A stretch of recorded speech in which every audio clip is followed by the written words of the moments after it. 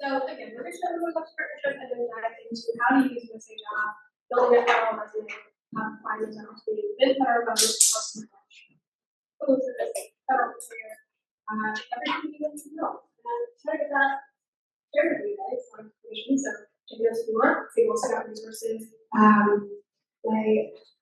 Chelsea just passed out pen stickers, go up the job. So if you forget everything that we talked about today, all of that information is on there as well. We haven't covered this, but public service is a nonprofit. Government is strong, not just so all of this is a nonprofit. Well, all right. So here's a little bit of information about. One myth that we commonly see is that folks think that all federal jobs are in the DC area. That's actually not true. 85% of federal jobs are outside the DC area. So if you are here and you love it, you want to stay, great. There's plenty of opportunities for you. If you want to go home and you still want to work for the federal government, plenty of opportunities there as well. We've got speculation on that in a second. But some of our guiding statistics here is that we have 7% of the federal government that is under the age of 30. And 1 in 3 that's eligible to retire in the next 5 years. So it is a great time to be thinking about public service. It's a great time to be thinking about it. So you see some pretty big shoes to fill. You'll see the map over my shoulder here of the United States. But as I mentioned before, there are lots of opportunities outside the DC area. You can see on this heat map just where those jobs are across the country. Every state's got federal employees. You can see that right down here. If you're interested, let's go past all of that data. So if you can look at your home state on this map, you'll see there's lots of federal jobs out there. So hopefully this information is going to be very helpful wherever you want to go. All right, so some tricks about the federal government. So how many of you, show of hands, want to do work? All right, I would hope that everybody in this room. I'd love to see that. So the federal government is a great place to do that. You're going to be able to take on higher responsibility early in your career and do things that are impact the lives of people. That's the kind of work that sounds interesting to you, regardless of whether that's in the social science capacity, in sciences, mathematics, liberal arts, or however you have gotten your skill set. If you want to serve the American people, you need to work in my mind, that's probably good.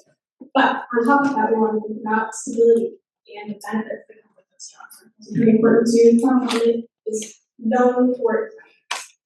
Pay doesn't always necessarily compare to private sector. Those benefits are going to come through also. It's got really great retirement packages, great health benefits. Everything you want in a stable, reliable job, find that you find out. Yeah. As I mentioned, our high levels of responsibility, there's also a lot of opportunities for training and development. Once you are thinking about what you have a federal career, honestly getting yours is the hardest part. From there, there's a lot of opportunities for training, a lot of opportunities to take on new challenges and new skills, and you can also have optimization within your career. Okay, so we're going to touch on federal jobs there. Start by talking about federal school. We'll start by talking about USA jobs, and then get into federal resumes. So if we look into and this is Amir. You will meet him soon on the panel. He's sitting in the back right now. All right, so I'm going to pass off to Stephanie to tell you a little bit more about USA jobs. I'm going to be a little bit vocal here during our presentation just so I can point out certain things from the USA Jobs website. But can I start with a raise of hands? How many of you have looked at USA Jobs before? How many of you have a USA Jobs profile? How many of you are thoroughly confused by USA Jobs? Yep, that was me too. So we're going to give you a very quick primer on USA Jobs, how to navigate it, how to read it, and really understand how to really use it to your advantage. So USA Jobs, USA Jobs is the #1 place to look for federal careers, but also federal internships. So you really want to think about using these filters, and then we'll teach you how to review the results and also review job announcements and really understand what they're trying to say. So with these filters, I'm sure a lot of you have seen these before. So I think we have it on the next slide. So these are the most common filters that you will see on USA Jobs. And for this group, I would highly recommend focusing your efforts on open to the public. That's going to be open to everyone, no matter where you are, as long as you're already a U.S. citizen, and then also students and recent graduates. So to the federal government, recent graduate means you've been out of school for up to 2 years. So just keep that in mind, so you do not lose that student eligibility status until you can graduate for 2 years, undergrad or graduate school. Can we go back for 1 second? So you'll also see some other special hiring authorities for different categories. So you'll see veterans, so if any of you have served in the armed services or you will, you can use that to your advantage. And then also individuals with disabilities and those for Native Americans. There is special preference and special hiring authorities that can get you a federal job faster. Okay. So the first filter that we mentioned is students and recent graduates. So on top of USA Jobs in general, there's also Federal Internships Portal. This is a fairly new development on USA Jobs. I think it launched about 2 to 3 years ago. So instead of having to comb all of USA Jobs, you can go straight to the Federal Internship Portal and only look at internship and fellowships. So with Pathways specifically, there are regular internships, but there are also Pathways internships. So internships that are part of Pathways, it'll give you a direct way to convert to a federal employee afterwards. So you'll see in a lot of these job descriptions, you'll see trainee, which means intern, and the different GS pay scale levels that they correspond to, and then conversion eligible or not to exceed. So conversion eligible means that at the end of your Pathways internship, you are eligible to convert to a full-time federal employee. Not to exceed generally means that you can only work for a certain number of months or years before that will end. And again, like I said, 2 years post-graduation is for recent grads, and then up to 6 years for veterans. And then you can scan this QR code for more of an explainer on our website, GoGovernment. All right, next slide, please. WRP, the Workforce Recruitment Program. Has anyone heard of this before? Couple hands. All right, so this is in tandem with the Department of Labor. So normally what happens is this is a program that universities sign up for to help those with documented disabilities get into the government. So using the Schedule A hiring authority, which is specifically for those with disabilities, it creates a streamlined way to be hired by the federal government. So with the Workforce Recruitment Program, what you can do is see if your university has a coordinator, either in your career office or academic advising office, and see if you can work with them to get your federal resume up and running, and then also apply through this program. Okay, and then has anyone looked at Peace Corps or AmeriCorps before? Anyone interested? Yeah. So I will skip the explanation on what Peace Corps and AmeriCorps is, since it seems like all of you know what it is. But through these programs, you can receive non-competitive eligibility for a year. So in talking about competitive versus non-competitive eligibility, you can think of competitive eligibility as you apply to any job and you're in a pool of applicants, and whether or not they get back to you is really the way that it shapes out. But non-competitive eligibility puts you in a smaller pool of candidates that gives you an accelerated way to be hired. So if you take part in Peace Corps, in AmeriCorps, in any of these scholarships sponsored by the State Department, you will get the non-competitive eligibility for 1 year. All right, and then this is a screen cap from our website, GoGovernment Career Guides. So I know that Delaney and Ann are really focused on, I guess, having you, what is the best word for this? Emphasize and use your liberal arts and sciences skills. So in case you don't know what type of role you want in the government, you can take a look here. And again, we'll give you the QR codes and URLs later, but we have these different career guides. So if you are, let's say, a communications major, you can go into creative arts or social sciences and read a little bit more about what type of roles in government there are, because roles in federal government are not just policy. Folks need public affairs specialists, they need accountants, they need biologists and chemists. So don't think that it's just, you're gonna sit in an office and write policy memos all day, because that's most of, that's not most of the government. So if we can go to the next slide. All right, so like I said before with creative arts, so if you click on that on our website, you can get a readout of the different types of roles that you could see in the federal government. So we pulled out an example here from the National Park Service. And again, not all federal roles are in DC. This one was based in Seneca Falls, New York. So really, whatever your passion is, you can probably find it in the federal government. So if we can go to the next slide. All right, so back to USA Jobs. So with the different types of roles, who has explored job series codes in USA Jobs before? All right, so whenever a job is posted or an internship is posted on USA Jobs, it is assigned a job series code. Now you can use this to your advantage. So as you comb through the USA Jobs and you see, oh, well, maybe I want to be a management analyst. There is a job series code for that. So if you know what the code is, you can just plug that into the search bar on USA Jobs, and that's it. You'll get a readout of every single management analyst role, or in this case, I believe it's language specialist role, and then you can filter down from there. So definitely use that to your advantage. This is on our website, but it's also included on USA Jobs if you dig a little bit. All right, reviewing results. So again, you can use those filters on the side. You can also filter by job series code, location. You can also filter by agency. So if you are really, really interested in the Department of Interior or National Park Service, definitely filter down for that. And then you'll see the option to save this search. So as you're doing a very intense job search or internship search, you can save that to save yourself time.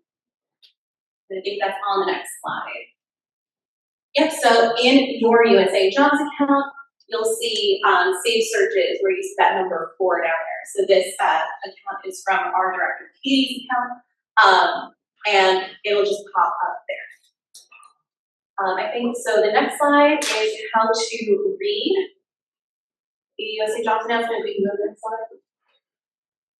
One more back, and then one more. Oh, is that it? Let's go back one. Sorry about that, folks. And then one more back.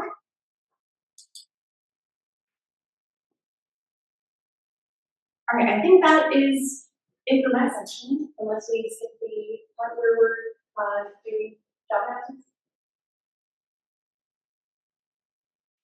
Okay, that might come later, so we will come back to that. All right. So we're gonna jump into federal resumes. So I know a lot of you have federal jobs, accounts. You have taken a look at it, a little bit confusing, yes. So how many of you have federal resumes? Okay. How many of us know what a federal resume is? Okay, all right. So some of us, we will dig into it. So I'm sure you've heard from your career services department, professors, campus, and other programs that your resume should be 1 page. Does that sound about right? Right. So in private sector hiring, and most jobs, that is going to be resume 1 page, condensed summary of all things that you've done. Your federal resume is a little different. That is meant to show them everything. It's really detailed, so it might seem a little intimidating to have a resume that's somewhere between 2 and 5 pages. But the nice thing about that is that it gives you space to push out all of those details and experiences, share what you did, share why, share the impact you had. It really gives you a little bit more freedom to do more detail, which is what you need in your policy. The reason for that is that when you are going through the federal hiring process, it is very meritocratic. It's based on the experiences that you have. You really have to document and prove why you are the right person for that role on your resume. So the main place of your resume is your application. So you need to take a look at that job announcement, read all the duties, read the section about what the requirements are for that role, and prove in your resume you have the background, you have the experience that ties directly to that role. Transferable skills are great enough, part-time jobs, anything, campus where you can show those skills and how they might transfer into that position. You really want to be specific, detailed in your writing about your federal resume. So don't let it intimidate you. to share all the wonderful experiences that you have. We also recommend using the USA Jobs Resume Builder, because that's going to guide you through that process and make sure that you have everything that you need for your resume. You'll see this is a screen grab from USA Jobs. You can upload one if you really want to. If you have time to do that. So this is another screen grab. This is what that looks like. So when you go to build your resume within USA Jobs, it's going to guide you through these sections. And they have done updated lists. But all of these requirements are going to show up. So they're going to ask you some different questions that something you might include in your resume. Example being, you're going to ask for salary, you're going to ask for list your hours per week you work. That's not something you would include in your resume. But in the federal resume is required. When you get to the end of that process, you're going to take a look at that part of your resume to calculate how much experience. So it's about, yes, the number of years you did a role, the length of time you did a role, but it's also the number of hours per week. So they're going to ask you for specific details like that. And you may see this says work experience. Okay. In your final resume, it's going to have a work experience section, education section, and then space to add on additional details. That work experience is going to be where you share. So even if it's a volunteer position, even if it's something that you're doing on campus, it doesn't necessarily have to be a professional role to fit in this section. It's just a good for you. So if there's something you want to share more details about your experience with, this is going to be the section where you do that.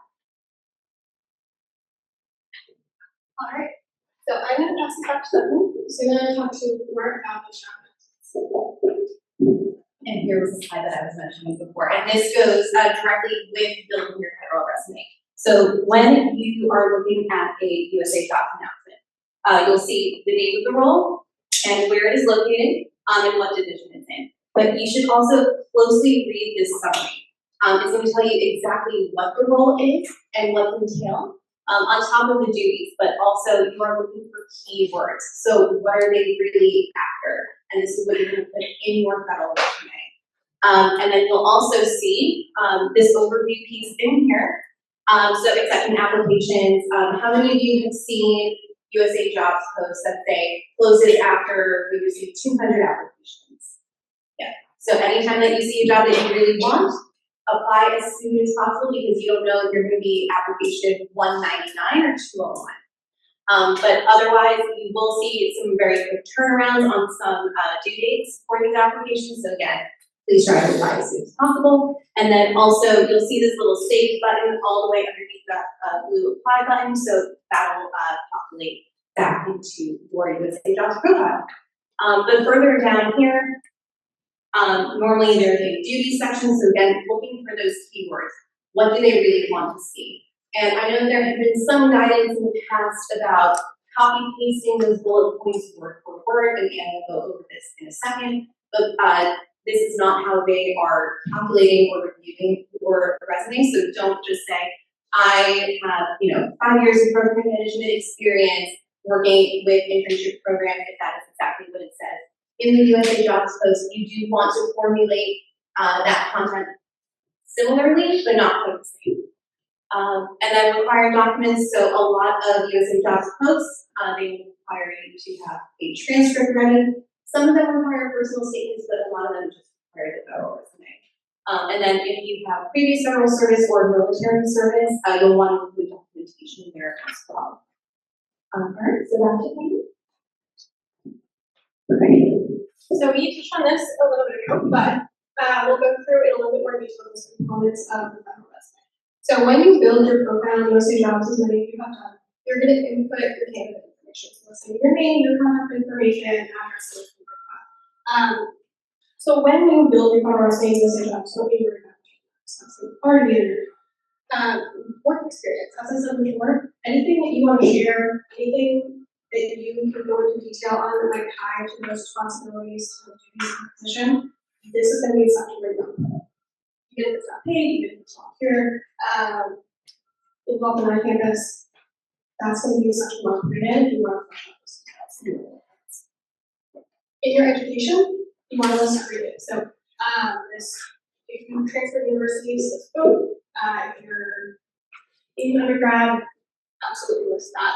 You can include information about relevant courses, so if you've taken some really impactful classes that you want to make sure you're sharing in your resume, if it's relevant to the role, you'll have a space to list that as well. Or optional information. If you have any training certifications, there's going to be, we'll have questions at the end. You'll have space to include that. If you have any language skills, if you take a language class, another language, that's a great thing to put on your profile resume. Any affiliations or organizations that you'd like to share, any publications, so if you've done any kind of research or if you've published any sort of writing, you can also include that. If you want to include references, you can attach them to your account for those jobs, but also specifically include them. All right, so we've got a couple of top tips, and I know I've said this last time already, but your resume is your application. The reason we say that is I want to start with that, is because throughout the hiring process, any information you want to share with hiring managers should be backed up by your resume. So if you get feeling and ask a question about the story, super great if I can help you get along the process without really answering the question, but at the end of the day, when you're making that decision, they're going to go back to your resume. That's going to be how they decide your GS level, that's going to be your basis for any negotiation that they have. So you want to make sure that any experience that you might want to talk about is documented in your resume. Very important.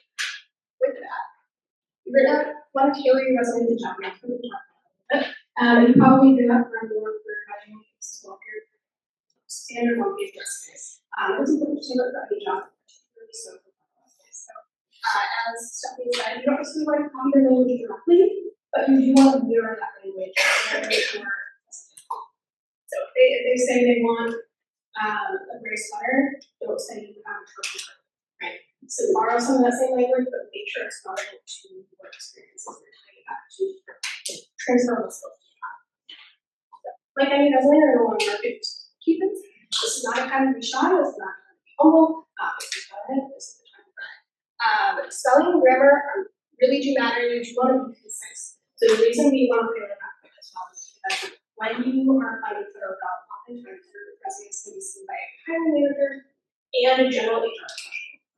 So that general HR professional needs to understand the technical pieces of your resume. If there's any industry-specific language that you might be using, it needs to be written out in a way that they can understand, as well as the more technical hiring managers who's a little bit more involved in the field you're applying to. It needs to be broadly accessible.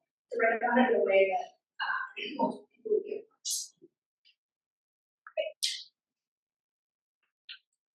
Pass it. Yeah, that's right. All right. That's the next one. Great. So now we're going to talk a little bit more about different opportunities available to you, and I had alluded to this previously when using the students and recent graduates filter on USA Jobs. So like I said, the federal internship portal is exclusively made for you to look at federal internships and fellowships. So please definitely take a look at that. And you can see that there's only one filter there, that yellow bubble. So really take advantage of it. So you can go to the next slide. Pathways and PMF. So again, Pathways is a great way to have an internship or an entry-level job that'll fully convert you to the federal service, or federal civil service, I should say, upon completion. OPM just passed a new regulation, I believe last month, that lowers the threshold for conversions, especially for Pathways. So before it used to be you had to work 80 working days in order to be considered for conversion. Now it is 60. So they are really trying to make it easier for you to get into the federal government. So PMF, we don't have any graduate students in this. One in the back. All right, so this is for you, but if anyone is considering graduate school in the future, the Presidential Management Fellowship Program. So this is a program where you take an entrance exam and you apply to be a fellow. After that, if you are accepted into the cohort, you are placed into a very small pool or a cohort where you can apply specifically for fellowship positions across the federal government.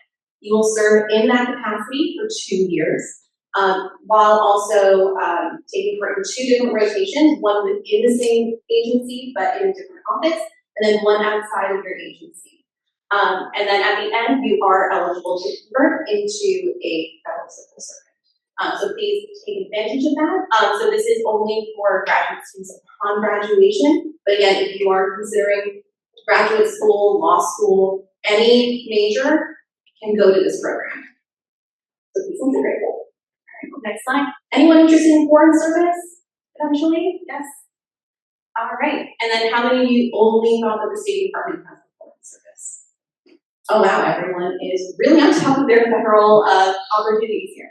So just pointing out that all of these agencies have foreign service programs and jobs available. So we know about the State Department, you'll work in an embassy or consulate somewhere around the world. The USDA has the Foreign Agricultural Service, so if you have a major that is focused on food systems or anything with the environment, that might be for you. USAID, mostly democracy focused and human rights focused. And then the Department of Commerce, they have commercial officer roles. And they only open every 2 years. So please be on the lookout if you maybe want to do foreign service with commerce. Okay, let's go to the next one. Back to Anne. Alright, so everybody seems to be familiar with USA Jobs, we'll talk about it quite a bit. But how many of you have directly looked at agency websites for opportunities?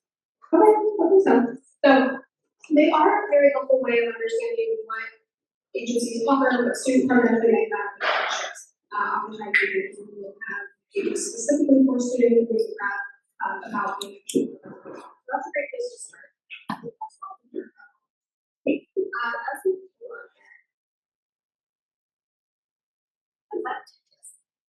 Alright, a couple other ways that we want to mention. So, USA Jobs, in addition to being a great place to apply for new roles, they also have events. So if you're interested in doing different agencies, such as career fairs, hiring events, in addition to guides on federal messages. So again, we're going to talk about today. Agencies will oftentimes hold virtual events, and you can find those right on the USA website. Great ways. You'll also find that, particularly because the State Department also have recruiters. So if you are interested in those programs, you can talk directly to current federal employees who just learn a little bit more about what those programs can. So going to agency websites, using other portions of USA Jobs to be really helpful.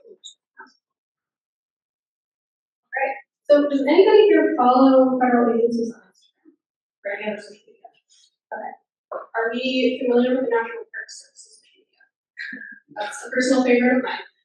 So following them on social media can be a great way to keep up to date with what you're doing, and also be a good way to get to know you. So we recommend if you're interested in a particular agency, go ahead and follow them on social media. The only caveat to that is if you have anybody who are interested in intelligence services, stay away from social media. That could be a red flag for you're associated with them. So maybe don't follow the CIA, but other agencies will be their name, great way to reach the agency as well. Alright, so as we mentioned with the intelligence community, it is a little ballgame than a lot of your typical agency applications that you see jobs. So intelligencecareers.gov is a great place to look for resources. If you're interested in those opportunities, oftentimes they want you to apply at a minimum of 1 year out. Generally, a year and a half is when you should start looking at those applications, just because that's a period process that's taken. Continue on here. So we've talked about a couple different ways to start that search to get to know agencies, find those opportunities. So we want to introduce you to our tool. So the Federal Internship Finder has publicly accessible information compiling all of those different agency websites that we talked about into one place for you to filter. So using filters like your guides, so different career fields, if you know what career field you're interested in, you know what types of jobs you're looking for, you can filter by that thing. But the Federal Internship Finder is a little bit different than a typical job board, so it's not a place you're going to see applications you can apply to right. Via USA Jobs for that, we've got external application platforms for that.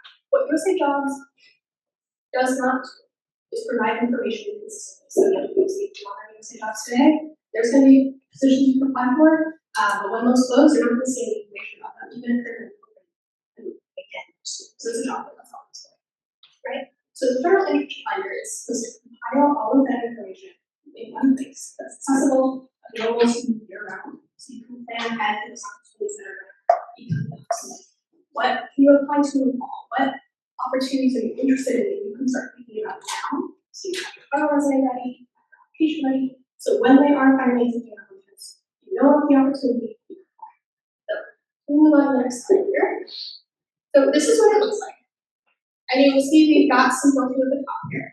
We've got our virtual filter target audience, so many undergraduates and undergraduates who as a filter for opportunities are specifically open to you. Now, unpaid internships are an unfortunate reality in many sectors, but also government. So we've provided a way for you to filter this out. Or if you're interested in volunteer work, we don't pay. So full and part-time roles, you can also filter if you're looking specifically for full-time or part-time. We have that included as well.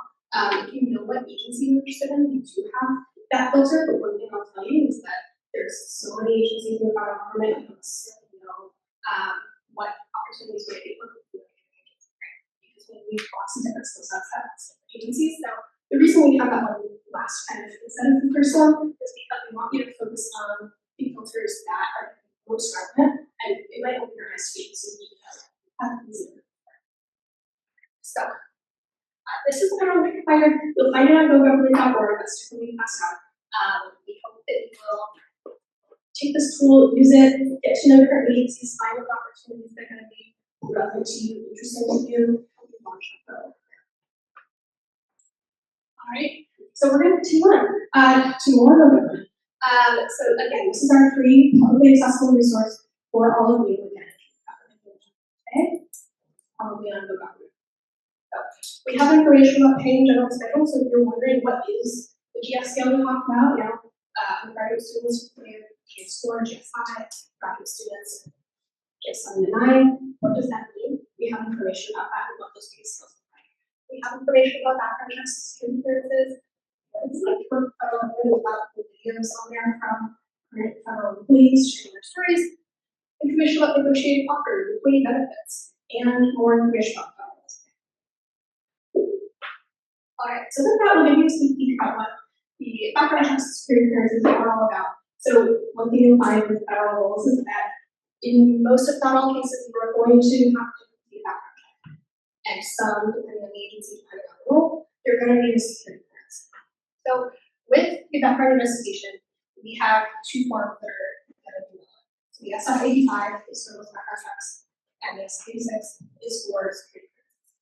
So you're going to have to be diligent about the information you're sharing in that. They just want to make sure that you are something that they want to be hired. So with the background investigation, it does take a little bit of time. I want to say like 30 days, roughly, for the typical background check. We find a lot of interns for full-time roles and maybe with security clearances, they can take 6 to 9 months, sometimes to just approve the role of the security clearance, all of that information that they need. So again, once the document is submitted, they're going to handle the investigation, and they will come back to you what is needed. So for security clearances, there are 3 types of roles within them. There's non-sensitive positions, there's public trust positions, and there are national security positions. Within those national security positions, there are breakdowns of the security clearances that you might need for a role. So there are confidential, secret, top secret compartmented. So each of those roles is related to level of clearance that you might need to level related to a given role, and each of those levels is going to require a little bit of for your security clearance. Your sensitive compartmented information is probably going to take a lot longer than your confidential clearance would be. So when you're considering a job that requires security clearance, we really advise you to think about the information that's in front of you in advance. So the SF-85 and the SF-86 are available publicly on OPM's website. So if you're curious about what that entails, if you're curious about the information you're going to share, it's available to you and you can research it before. All right. So with that, we have a newsletter. We don't provide the website once a month with information about opportunities and resources. So if you're interested in signing up, go ahead and grab this QR code. And we also have